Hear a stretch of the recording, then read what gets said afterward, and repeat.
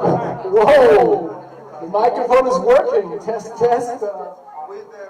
Happy there is no. Okay, you all here? Try to find a seat somewhere where you can see and hear us, even if the microphone is not super charged. Jesus Christ. Have we figured out the microphone? I think it's almost good now. Can you all hear me? Yeah. Okay, then I want to hear you. Welcome to Crypto Malta! And remember, none of this is financial advice. I'm really going to say today, because what the speakers are going to talk about might sound a lot like financial advice, but it's really not. So don't forget about this, okay? My name is Ferris. We are at Crypto Malta at Soho office. Do you know what this place is? Do you know where we are? What is this? Soho office is a co-working space. Did you know? In the first floor they have a gym and a spa and like a shower facility. They have in the second and third floor offices that you can rent and hot desks where you can sit and work. And here on the fourth floor they have the event space. This is where we are. So if you ever look for an office, go talk to the managers at the bar and they will happily tell you how great they are. We are Crypto Malta, and Crypto Malta is the blockchain native community of Malta. We are on the internet. This is our website, cryptomalta.org. Go check it out. We are also on Facebook, meetup.com, and Instagram. Now, how many people are here today? Maybe 20, maybe 30, maybe a little more. How many people liked that post on Instagram? 11. Jesus Christ, guys.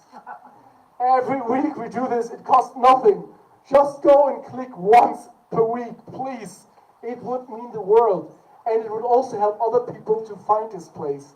Because we cannot always tell everyone, but you can. So, let's do this. Now, before we get started tonight, there's something that I want to address. If I find my notes for tonight, and here they are.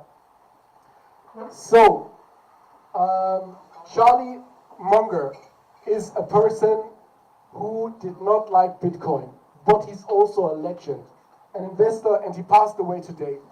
Do you know this guy? For real, he died? He died today. So, tonight we are going to talk about different kinds of investment. We're talking about traditional investment, and he was a master of that. We're also going to talk about Bitcoin and alternative coins. But one of the things that he said, he did not talk kindly about Bitcoin, but one of the things that he said is, the big money is not the buying and the selling. It is the waiting. And this is a universal truth that applies to traditional investments and to crypto investments. It's not the buying and the selling, it's the waiting. This is something he said. And it applies very much to Bitcoin, because if you're looking at the cycle of the 4 years of the Bitcoin halvening, are you familiar with that? Are you familiar with the cycle of the halvening? In April 2024, there will be a halvening of the Bitcoin rewards that are issued at every block. So the inflation or the drop of the Bitcoin at every block that is mined will be reduced, and just the scarcity goes off because there's less on the market. And normally this was the biggest indicator and the biggest trigger for the next bull run. So if you manage to wait at least 4 years until the next halvening, normally you are always in a plus. So it's not the buying and the selling, it is the waiting. That's what he said. He passed away, he was a legend, the late Charlie Munger didn't like Bitcoin very much, but he also said, those who keep learning will keep rising in life. Those who keep learning will keep rising in life. And with that, we start with the first presentation of Oliwier. Off you go! Hi guys. Hi guys.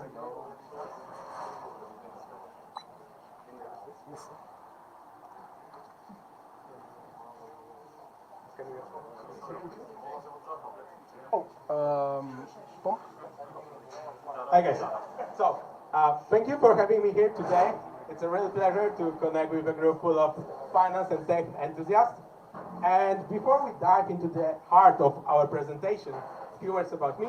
My name is Oliwier. I'm from Poland and working as a broker, as a relationship manager at broker Tradeview Europe. In Malta, in Slima, from our office, from where we provide traders access to thousands of different instruments around the world. And, you know, I am a bit in between traditional and alternative investments. I wrote my master thesis a few years ago comparing those two worlds. And since the topic is relevant as ever, I hope you will find it interesting. And at the beginning, I want to ask how many people here are already trading, investing? Can you put your hands up? Okay, quite a lot. Impressed you guys. So I hope that this topic will be interesting, especially for you. And let's move to the most important. This is not financial advice.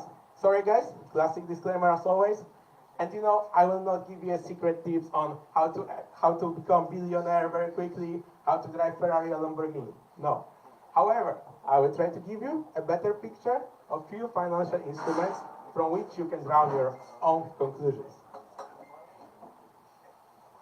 And there are thousands of different instruments among traditional and alternative investments.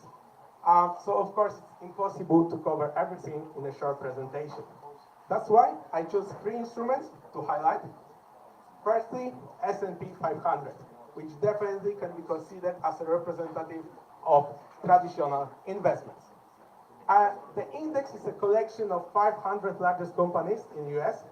So we can say that in a way it's a barometer of the state, of the condition of US economy, or even a global economy, right? Secondly, gold. Gold is also a bit in between traditional and alternative investments because one's closely related to the monetary policy, to major currencies like dollar. However, there is a limited amount of gold. So today, Bitcoin is referred to be as a digital gold. And finally, indeed, Bitcoin, the most popular, the biggest cryptocurrency around the world, and it has become the symbol of the entire industry. So today we will refer to that. And so firstly, we'll compare the profitability of investments over the last 10 years. And when I'm saying 10 years, I'm thinking about full years. So I didn't count 2023, as we didn't finish it yet. And I took data from 2013 until the end of 2022. And in the next section, we'll move on to the comparison of risk. So let's go. Every investor wants to know how much they can earn per year. So let's look at the historical data, which of course doesn't guarantee any future results. However, it can give us some very interesting insights about the future. And as we can see from our table, Bitcoin recorded the highest return most often, 6 out of 10 times, S&P just 3 out of 10 times, and gold just 1 out of 10 times. However, when Bitcoin is losing its value, the loss is significant. Only last year, that was minus 70%. There is also one more thing which I want to emphasize, that the performance of S&P 500 is the most consistent. So it means that in 9 out of 10 years, its value increased, which is very impressive in the world of finance. And as we know the annual average performance of S&P, gold, and Bitcoin, let's look at the cumulative returns. And you know, for gold, it's around 0%, not the best. For S&P, around 200%. Quite good, quite good. And Bitcoin, just crazy number, okay? I will not read it, it's crazy. So definitely, Bitcoin outperformed other financial instruments over the last 10 years. However, 2 things. Firstly, Bitcoin started from the very low price in 2013, just a few bucks. Secondly, to have a complex overview of investment, we have to assess not only the profitability, but also the risk. So, in investing or trading, profit and risk are absolutely complementary. And appropriateness risk management can help us eliminate losses to a large extent. And this is something what Caroline wasn't aware of. Her example and FTX case, which probably most of you still remember very well, right? That was like 1 year ago. It can show us how important the proper risk management really is. And one of the basic measures of investment risk is standard deviation. This is because risk is closely related to the volatility in a given market. And it means that smaller or lower standard deviation means that the market is calmer and more, let's say, predictable, which of course can be easily associated with lower risk. And as we can see from our data, standard deviation for S&P and Bitcoin and gold is much lower than Bitcoin. This means that according to this particular measure, investing in Bitcoin seems to be very risky compared to others. And every investor should also bear in mind that the risk of portfolio depends not only on the risk of one individual investment included in it, but also on the degree to which those investments are linked. So, we can see in our table that all those three instruments are positively correlated. This means that in case of, let's say, some positive political, economical, or social events somewhere around the world, the price of all these three instruments should increase. And vice versa, in the case of negative event, the price of all these instruments should decline. However, the impact will be not the same. So still, it seems to be a good idea to diversify portfolio by buying from different assets, like maybe a bit cryptos and commodities like silver, gold, maybe some oil, or maybe cryptos and stocks or ETFs, or even everything together. Because this is based on a general rule, maybe even the rule number 1, saying don't put all your eggs in one basket. I think that's very clear, guys. And today we have seen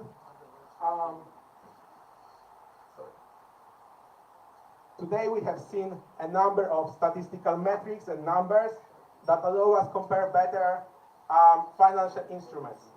But at the very end, I want to present you an indicator that allow us compare the profitability and risk together. This method is very often used by hedge fund managers, institutional traders, or investment bankers, because Sharpe ratio seeks to characterize how well the return of an asset compensate the investor for the risk taken. So when we comparing two different assets or two different portfolios, the one with high Sharpe ratio appears to provide better return for the same level of risk.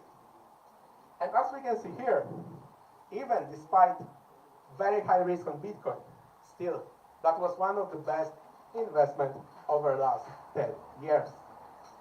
But again, we have to remember that Bitcoin started from the very low price, so to keep same performance or even a similar performance in the next year, in the next years, can be very difficult or even extremely difficult.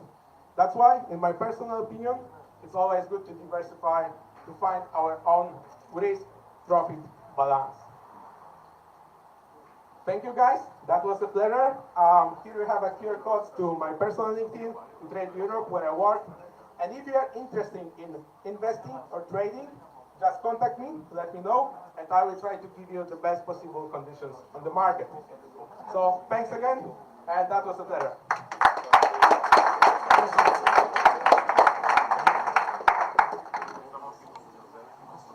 So if you have any question, there is any question? Are there any questions? There's the first question here. Put your hands up. Thank you, dear. Just to make some steps further, how do you consider the correlation between the rates in the last 10 years, the money supply in the last 10 years, and the price of the assets? Thanks. Yeah, so here in the presentation, I made the correlation of the returns. So of course there is a lot of different factors which can influence, the correlation and in general how the prices are moving in the market. Of course we can compare many things and do correlation of many things. So it's difficult to cover everything in a short presentation. but definitely it's something what we should consider as well, especially in long-term investing. Is that was a good answer? No answer. Okay. Is there any more questions? I have a question. So why do you compare the S&P 500 with Bitcoin? Sorry, could you repeat? Why do you compare the S&P 500 with Bitcoin? Okay, I compared those two assets or even three assets because they are very iconic. So when we're thinking about investing in stocks, we think S&P. When we're thinking about investing in cryptos, we think Bitcoin. And the same with commodities, I choose gold. But of course, we have many different asset classes like cryptos, forex, stocks, bonds, commodity ETFs. So of course, we can compare this, or even more. We can go further and compare art or investing in wine, which I am really passionate of that. But I think most of you are interested in cryptos and stocks. That's why I chose those instruments. Are there more questions for Oliver? Okay, follow-up question here.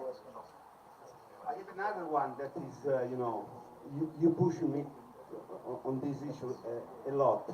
Why do you consider the price of these three assets in dollar?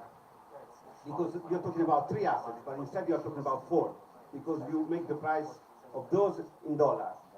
If you make the same, correlation models, taking us the reference price in Bitcoin, how would you see the other two assets or three assets in comparison? Thanks. Yeah, so actually it's a very good question. That's true that there is also a dollar behind all of that instruments, but we compare those instruments in dollar because the valuation of all of those instruments usually is in dollar. I mean, for S&P, it's just a point. For gold and Bitcoin, we usually use dollars. That's why I think it's the clearest way to show you how the real correlation, real standard deviation looks like. Because all of us can imagine how much is $1 or €1. So that's why I think it could be more easy to understand. Okay, if there are no more questions, are there? There's one last question here. So when you invest in crypto, you're putting a bet that it will be used more in the future. So you're investing and there will be more usage. What do you think the use will be down the line? Do you think we'll have more crypto usage, or do you think it will remain where it is? Yeah, I think definitely the adoption of cryptocurrencies will be, deeper and deeper. So we should consider as well this point when we invest in cryptos. But again, rather if we invest long term, we just hold cryptos. So maybe it can be more important because the adoption is not like today and tomorrow. It can be like years. So even today, the adoption of Bitcoin, it's still, probably most of you would like to pay by Bitcoin even here, but still it's not possible. And maybe in the future it will be possible, and it can increase the price of the Bitcoin or another cryptos, definitely, but we don't know when it will happen. I love that, Oliver. Bitcoin is going to 1 million, but we don't know when. It's not an if, it's a when. Okay. Thank you very much, Oliver. Thank you. Now, we are going to continue with the second presentation of tonight, and the speaker is someone who's not so famous in Malta, but he's very famous in Macedonia, because Antonio is the biggest crypto educator in all of Macedonia, and it is an honor to have him here in Malta with us. Everyone, a warm applause to Antonio!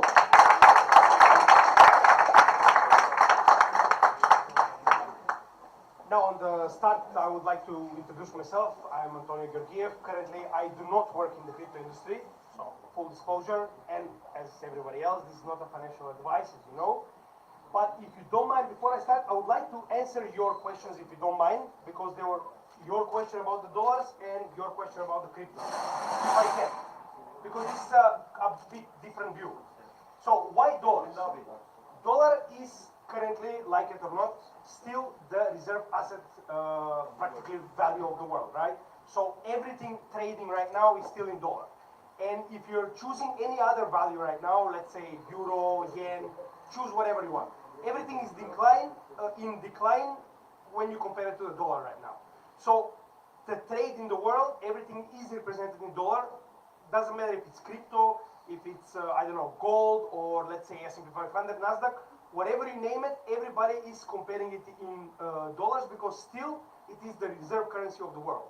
And that's the easiest way to practically trade, because if you're trading in euros and you're talking to somebody from Tokyo right now, it wouldn't be logical for you to compare in euros something that he's used to see in yen, right? Same situation goes for the world. Unfortunately, depends on who sees it which way.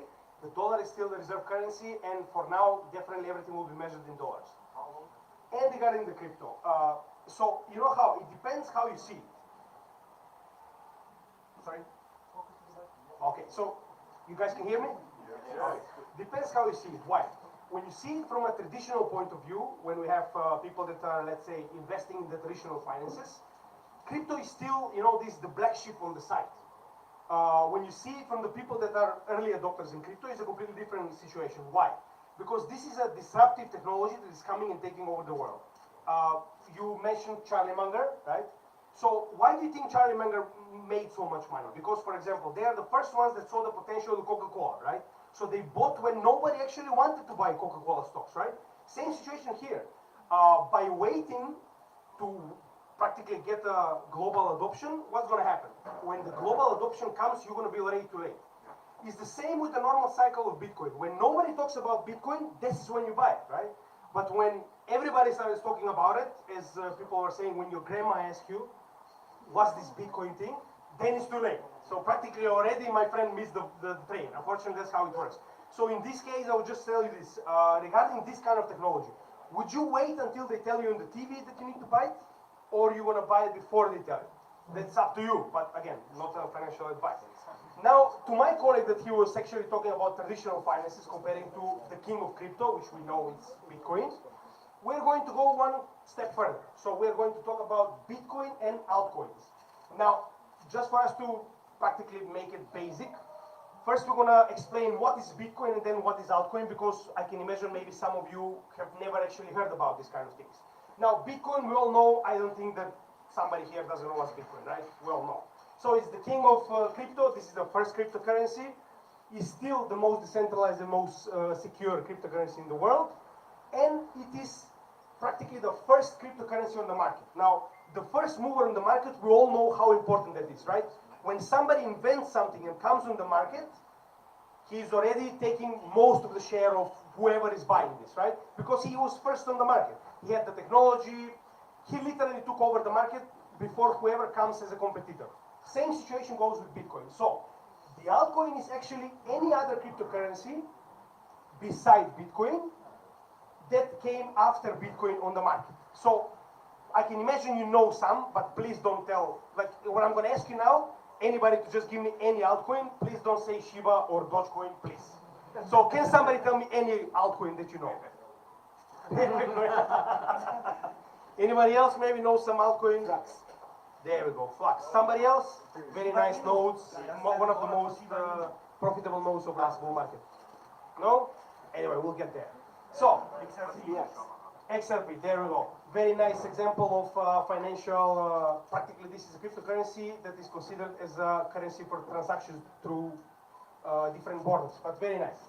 Now, practically any other currency except for Bitcoin, and there are thousands of cryptocurrencies right now, is considered an altcoin. So whenever somebody is saying to you altcoin, it means any other currency except for Bitcoin. Now, there is different ways how you can practically separate the cryptocurrencies. You can separate them by category, you can separate them by market cap, you can separate like different kind of types, right?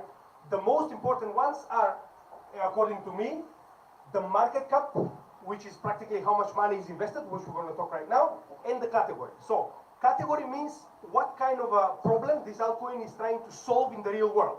Because there is no point of having a technology that cannot solve a particular problem in the real world. Otherwise, what's the point, right? If we have a solution for this kind of a problem in the real world, then there is no point of this technology, right? So this is the disruption that the altcoins is doing to the real world.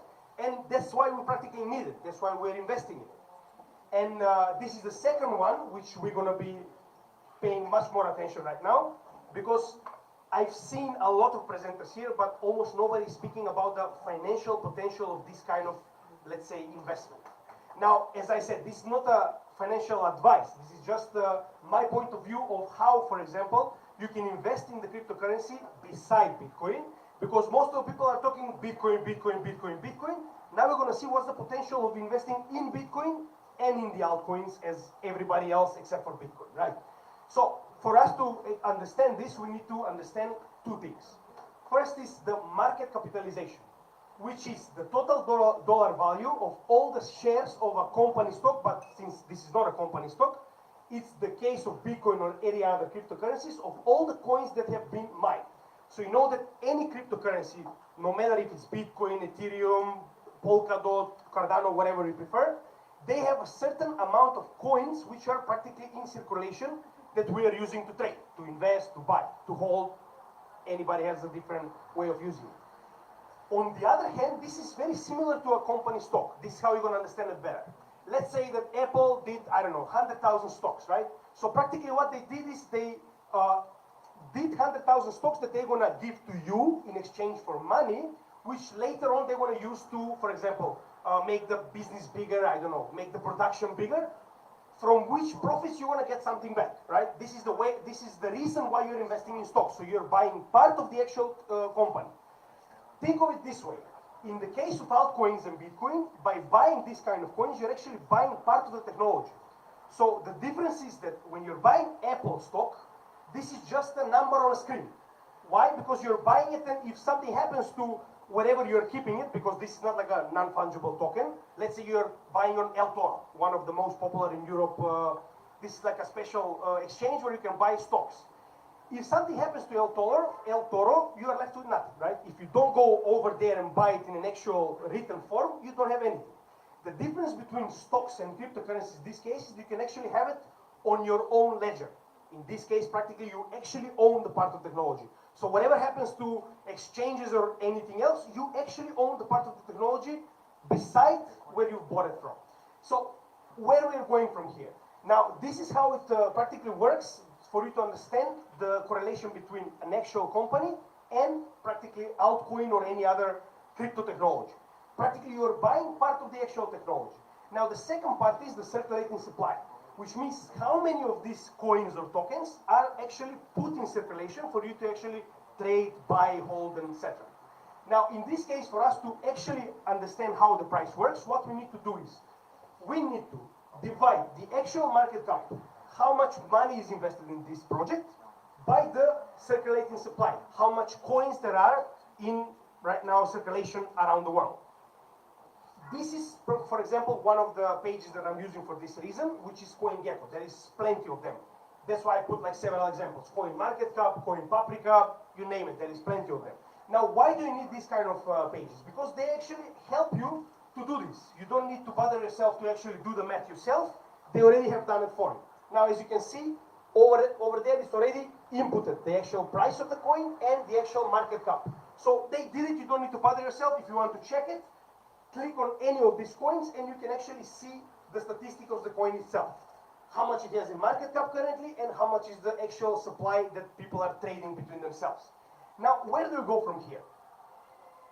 Everybody talks about the potential profits in Bitcoin. Okay, nobody says that there is no profits. There is a lot of profits, and in this case, we're talking about very safe profits. Maybe not as the S&P 500 and Nasdaq, but still very safe comparing to the altcoins.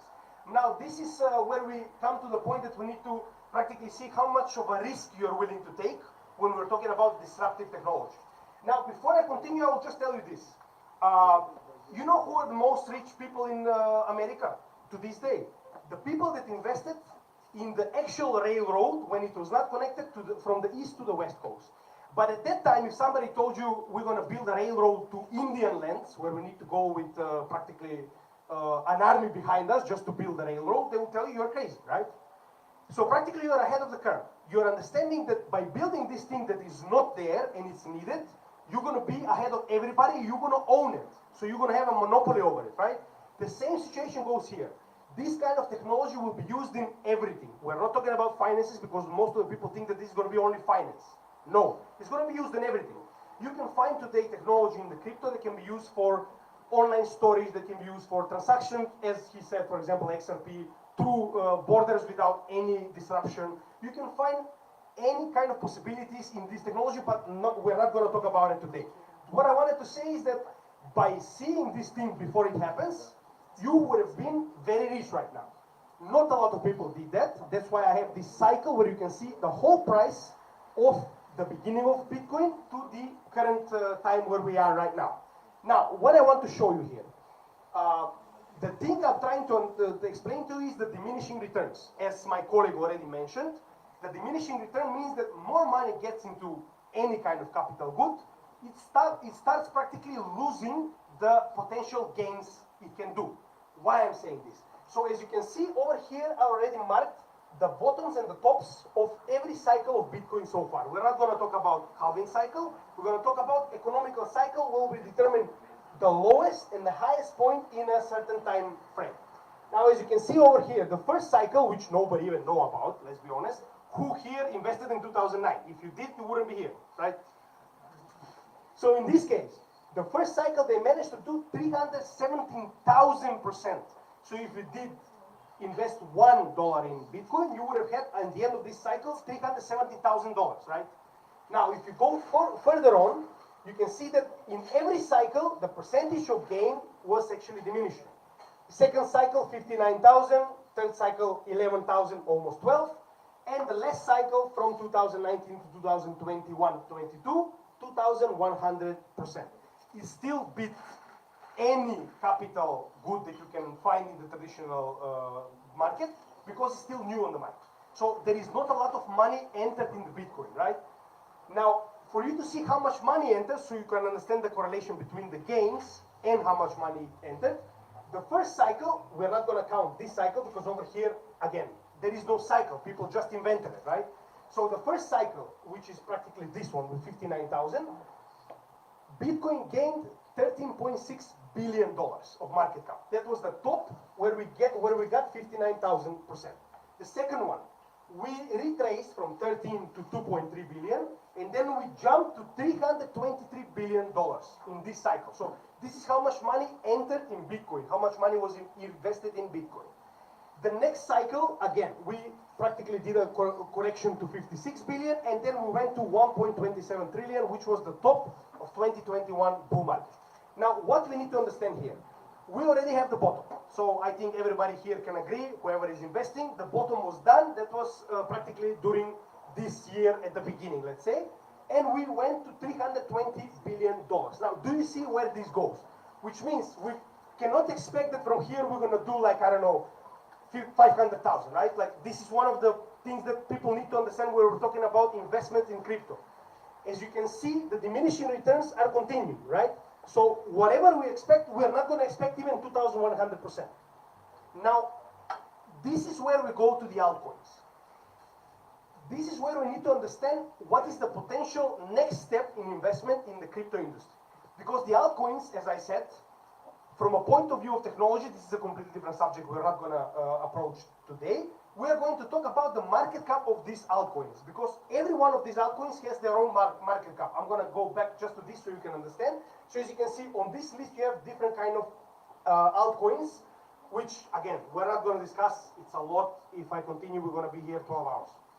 Now, in this case, you can see, for example, Ethereum, XRP, Solana. This is the market cap that they have right now. So as you can see, comparison to the market cap that Bitcoin has, we have a lot less money invested in XRP, in Solana, in Cardano, which means that the potential gain of these projects going up is a lot bigger than the potential gain of Bitcoin going up.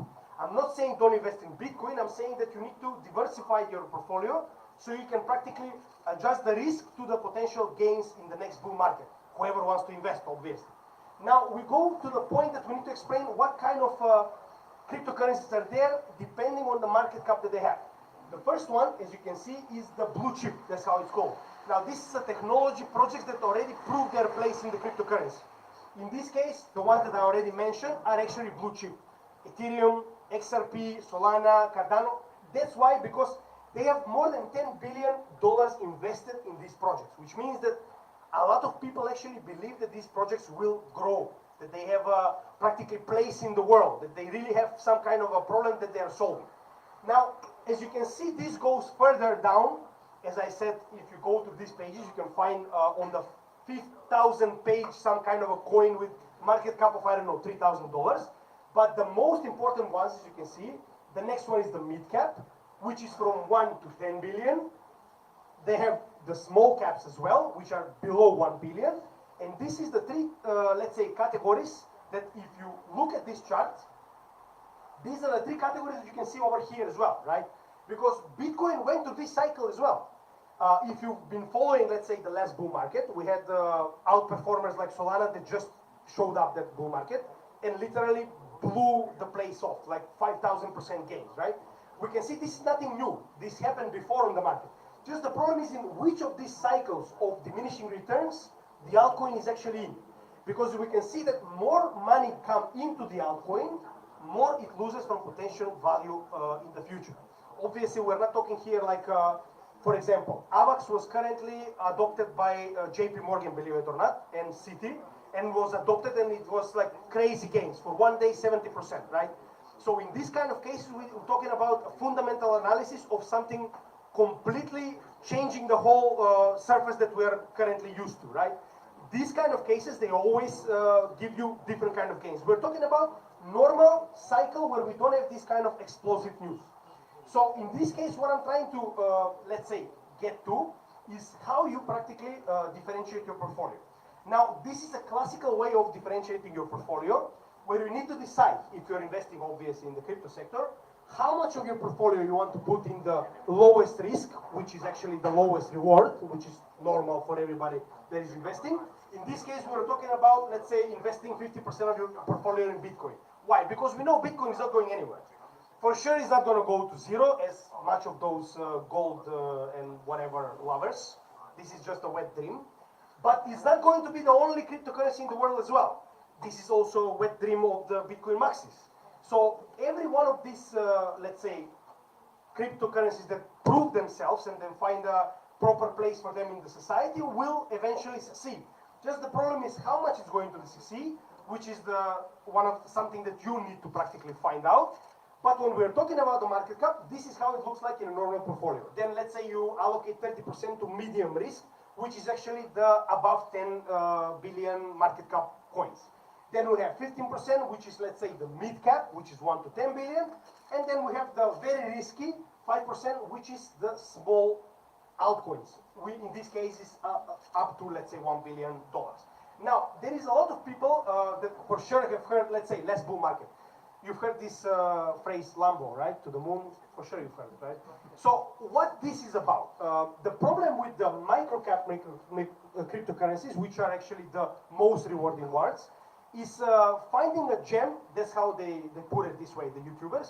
Finding a gem that is, let's say, I don't know, 10 million and it grows to 1 billion, right? So you did like some crazy amount of profits, I don't know, 100,000%, right? The difference is most of these people that are actually investing in this kind of microcap cryptocurrencies, because we're talking about untested technology, there is some kind of a speculation, end up without anything. But the problem is that most of the time you do not hear about them. You hear about that one guy that put, I don't know, $100 in Dogecoin and then he bought a Lambo. This is the story that they're telling you. So in this case, you practically need to, let's say, ask yourself, do I want to invest in projects that are, let's say, not that much potential when we're talking about reward, but in the same time, a technology that will revolutionize the world and will give me part of this technology to hold in my pocket, not on El Toro, in my pocket, right? Or you want to search for these micro-cap cryptocurrencies, 1 in a million, and think that you're going to win the lottery. So practically somewhere between these, let's say, 4 categories, you need to find yourself and you need to see what, according to you, are the projects that will actually make it in this world, and what, according to you, is the project that actually going to bring you the most profit depending on the risk that you are entering in. Now, as, let's say, finishing thoughts, I would definitely let's say, read out these ones because they're very important. Now, depending if you're an investor or trader, you have different setup of your portfolio. As you know, a lot of people work differently in this kind of a sphere. There are some people that trade on a daily basis, so most of the time they don't even hold crypto. They buy crypto on a position and they exit the position once they do the actual profit that they're expecting. But generally speaking, according to this, obviously you're going to have a different setup. If you're an investor, then it's a completely different story, right? You're most of the time already owning crypto, especially in this side when the, let's say, bottom is behind us. Now, depending on your risk appetite, you might want a different portfolio setup. As I said, this is just the basic portfolio setup, which most of the time, whenever you ask somebody to explain to you about risk, this is what they're going to show you.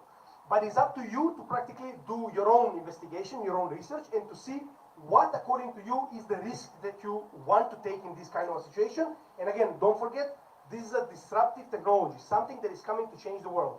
And if you don't believe me, ask BlackRock. Or you can ask Vanguard, or you can ask Fidelity, which are the 3 largest corporations in the world. I'm not talking Apple, they own Apple. These are the asset under management largest corporation with trillions under their management, which currently, let's say Larry Fink. Larry Fink in 2018, there is a clip where he comes and says, cryptocurrency is just a gauge to see how much money laundering is there in the country. And right now, Larry Fink is on every TV in the world, the messiah of Bitcoin. He says cryptocurrencies will change the world. There is nothing like Bitcoin. The same guy, 2018. The same situation is with the biggest banker in the world. So this is the biggest capitalist. Then we have the biggest banker, which is JP Morgan's Jamie Dimon, one of my favorites. Now this guy, in 2018 bull market, came out and said like this: if I find any of my traders, this is the biggest bank in the world, JP Morgan, buying Bitcoin, selling Bitcoin, trading Bitcoin, he's going to be right away fired because he's stupid. This is a sentence coming from the biggest banker in the world. Right now, a week ago, the guy just gave a position to Avalanche, one of the, let's say, newest cryptocurrencies that just started the last bull market, to practically help him with the setup of the, let's say, when you make, let's say, profit in anything that you invest in JP Morgan, Avalanche will be the one distributing this profit to your portfolio.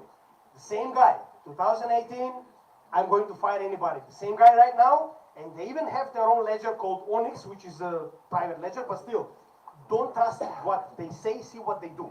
So in this case, don't wait until they tell you, because in that case, they're going to be selling you cryptocurrencies by the price that they will be telling is the right price. And always make your own research when choosing the projects in which you want to invest, which is a completely different subject, but maybe we can cover in some other, let's say, day. Not your keys, not your crypto. This is one of the things that everybody needs to know. So do not trust Binance, Kraken, Coinbase. These are all just companies.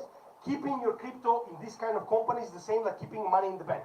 If the bank goes under, most of the time, if you don't have any kind of insurance, your money goes with the bank.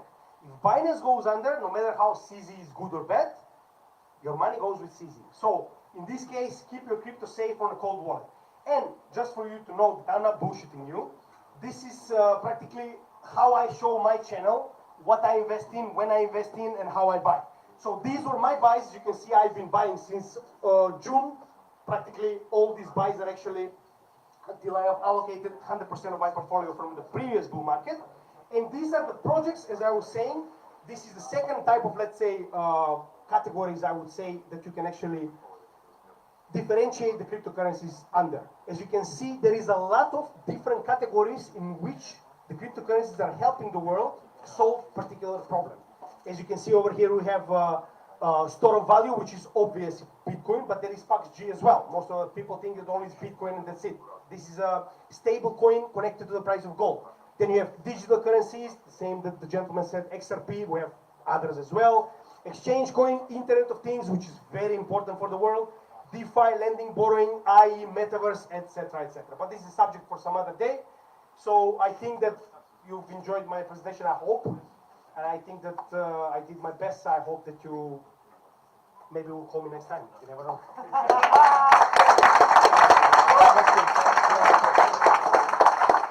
Any questions, guys?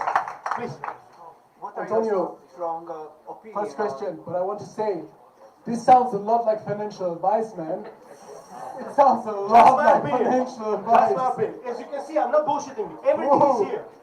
I've been disclosing everything on my channel. Every time I buy, everything I sell. So as you can see, I am telling as it is. This is just my opinion. This is what I do on the market. Obviously, you need to do your own research.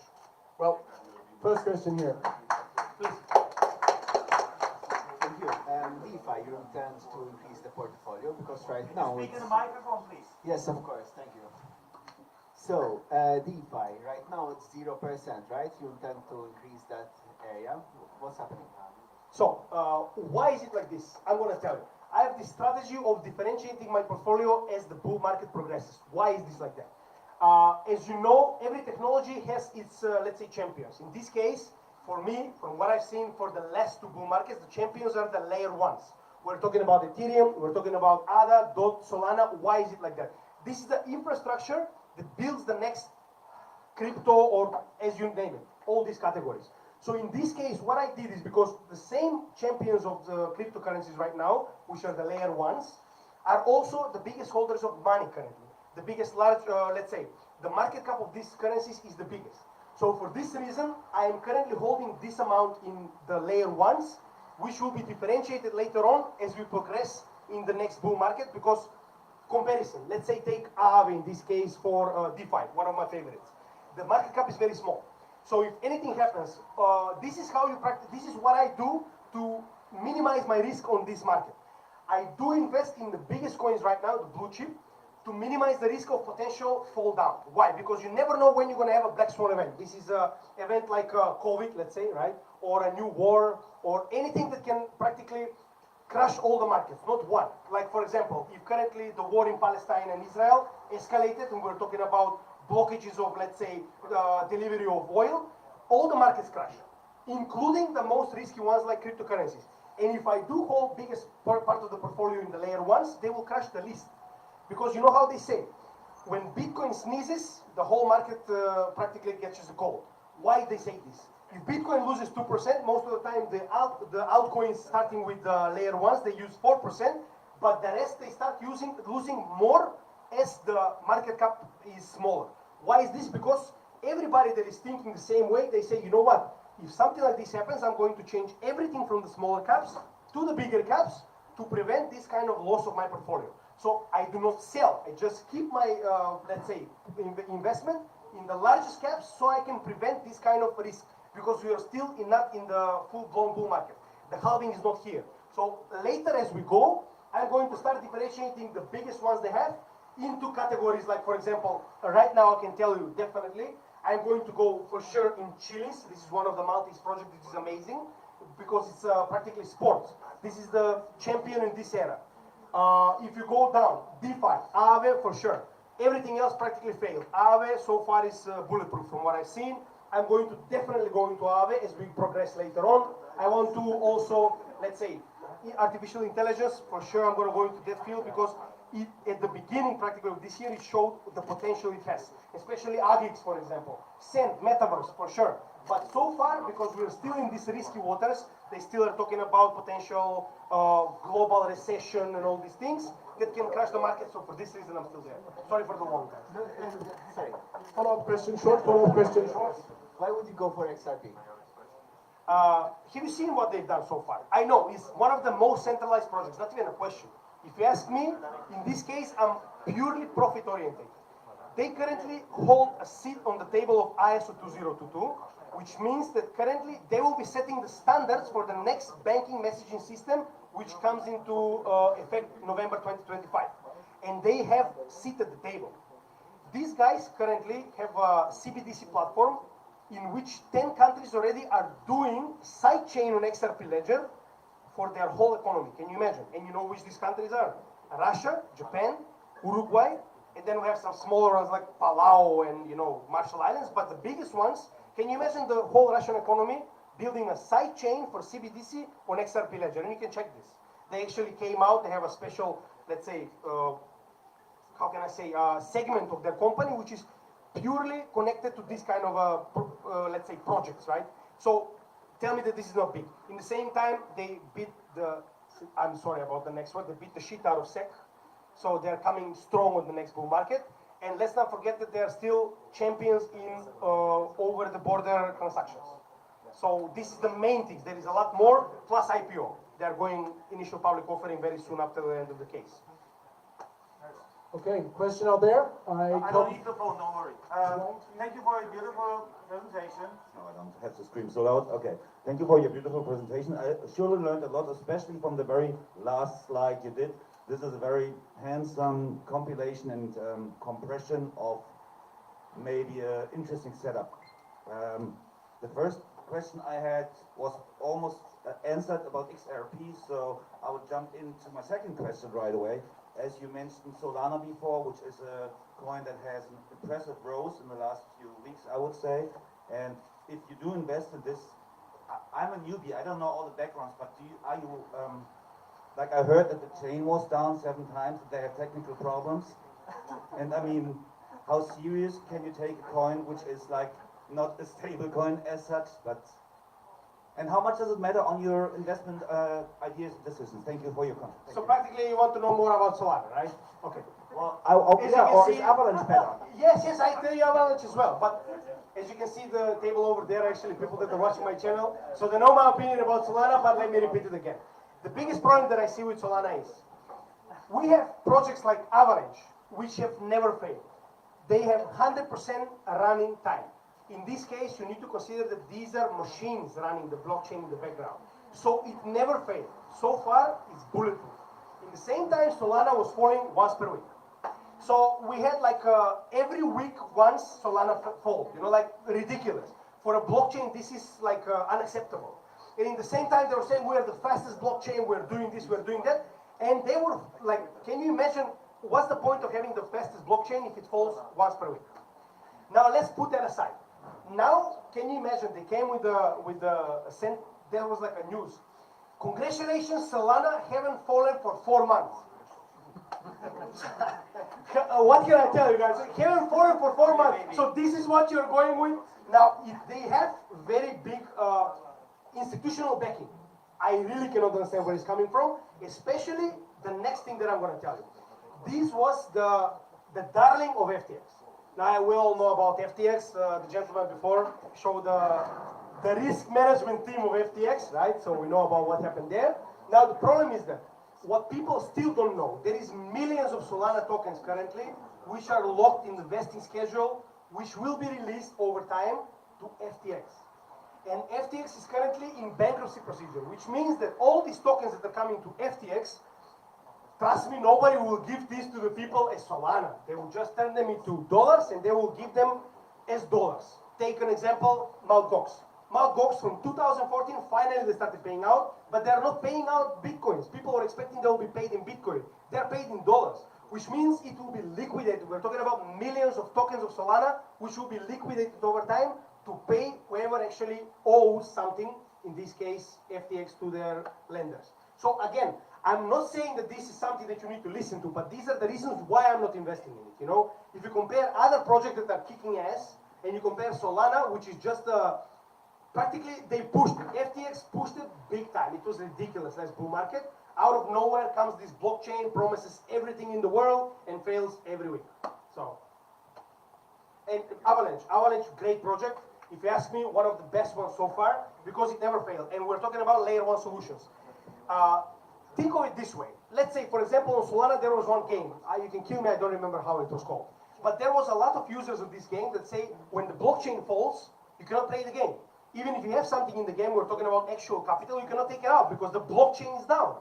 In the other way, we have Avalanche, and again, the stamp of approval in this case comes from JP Morgan. There was a 70% raise, which is ridiculous, but it was true because we're talking about the biggest bank in the world saying, you know what, this is a technology that really is good. So in this case, my advice, take Chainlink for an example. Swift stands behind it, right? Find the projects that we have these big players that are standing behind. This is not for nothing. BlackRock just applied for Ethereum spot ETF. Guys, you cannot get bigger badge of approval. This is the stamp of the big guys. Something else? Antonio, thank you for your perfect presentation. I'm sure that many of us learned something new today. During your presentation, you several times mentioned that the bottom is in. Why? The reason you think that, and if you think that the bottom is in, where would you enter the market again if you were an investor or something? Thank you. Wonderful question. Now, in this case, what I would tell you is, Bitcoin has this magical thing called Bitcoin halving. Nothing in the world has a cycle as Bitcoin. Why? Because the Bitcoin halving comes once in every 4 years. S&P 500, Nasdaq, gold, nothing has a cycle like Bitcoin. And we're talking algorithm which is spotless. It goes on a certain amount of blocks, it just halves the reward and it halves the inflation as well. Now in this case, first from this point of view, if you look at the halving, as you can see, these are all cycles from the halving. Spotless, so far never failed. 3 years in a row. It exactly determined the bottom, it exactly determined the top, and it exactly determined obviously the halving cycle. So in this case, if you compare everything else, unfortunately I do not have a proper slide to show this, but if you compare everything else, the bottom is exactly to the month as every other cycle before. And in this case, this is not the only reason. Another reason is, as you can see, from a technical point of view, it already did everything it could to practically keep this level. As you can see, this was the FTX collapse, and it was like the last thing that we needed. And the amount of capital it had gained from the point that it failed from FTX shows that it's very, very low probability that this will go again lower than 15.6 thousand, which was the lowest point of Bitcoin. Now, you can never know for sure. No matter how good you're in technical analysis, no matter how good you're in fundamental analysis, something can come and smack you, like COVID. Who can prevent COVID, right? Who can prevent, again, oil shock? Nobody can. In this case, this is an educated guess. What you can do, you can use technical analysis and fundamental analysis, which is all these things combined, to determine if the probability is bigger that the bottom is in, or there is still chances that it's going to happen. Now, according to what I've seen so far, what I can say, educated guess on my side, is the bottom is definitely in. Somebody else, guys? Antonio, this is totally financial advice. Police is waiting for you. Thank you very much. Sorry. See you guys next week. You'll be around. Goodbye. Do you mind if I pick this up so I don't forget? Do you mind if I pick this up so I don't forget? Of course. Yeah, thank you.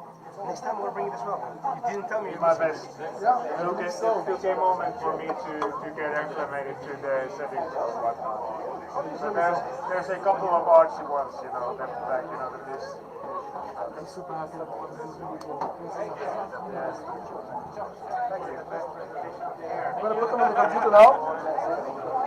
And you also have a recording there on this one. Yeah. He'll be very happy about this. He has a big channel. I'm sure he's going to upload it. Now you got my pronunciation. Right. Yeah, I had something like with this disease or something. Yeah, so cool. That's the perfect finish. or a STD. Section where they were talking about metaphor. The problem is when this kind of Could be the below about. you know what? Let me answer the others. And then I'll enter if it's good. No financial advice? Or? Ciao.